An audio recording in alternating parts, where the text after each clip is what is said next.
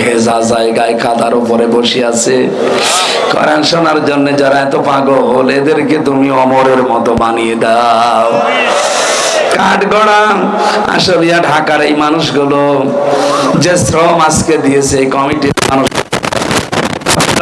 বাইতুল ফালাহ জামে মসজিদ, এই কমিটিরা এলাকার মানুষকে সাথে নিয়ে যে বিশাল আঞ্জাম দিল।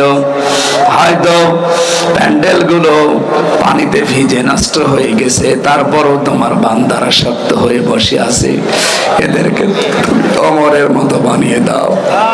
যারা আজ দিন থেকে ইসলাম থেকে মুখ ফিরিয়ে নিচ্ছে, তুমি বলেছো একটা দল আমি সেখানে তৈরি করে দেব, যেই দল তোমাকে ভালোবাসে তুমিও তাদেরকে ভালোবাসো। আল্লাহ ওই দলে আমাদেরকেও তুমি শামিল করে নাও। মা বোনদেরকে পর্দায় থাকার তৌফিক দাও। আল্লাহ তাদের ঈমান আমল দিয়ে ভরপুর করে দাও। আমার ছেলে মেয়ে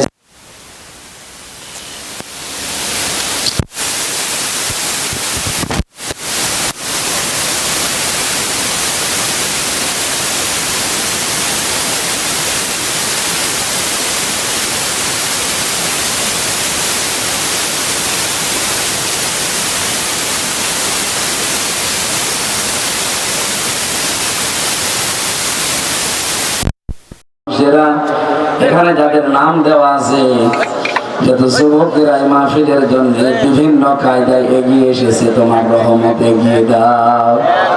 এলাকায় মাটির নিচে যারা ঘুমিয়ে আছে, কোরআনের ইজ্জতে মাফ করে দাও।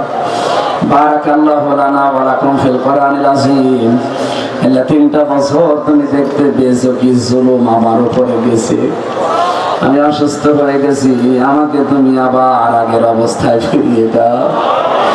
মরণ আসলেই যেন বলতে পারি লা ইলাহা ইল্লাল্লাহু মুহাম্মাদুর রাসূলুল্লাহ। যান গাড়ি থেকে অবশ্যই বইগুলো নিয়ে যান, নিজের জন্য একটা, স্ত্রীর জন্য একটা, দুই রকম।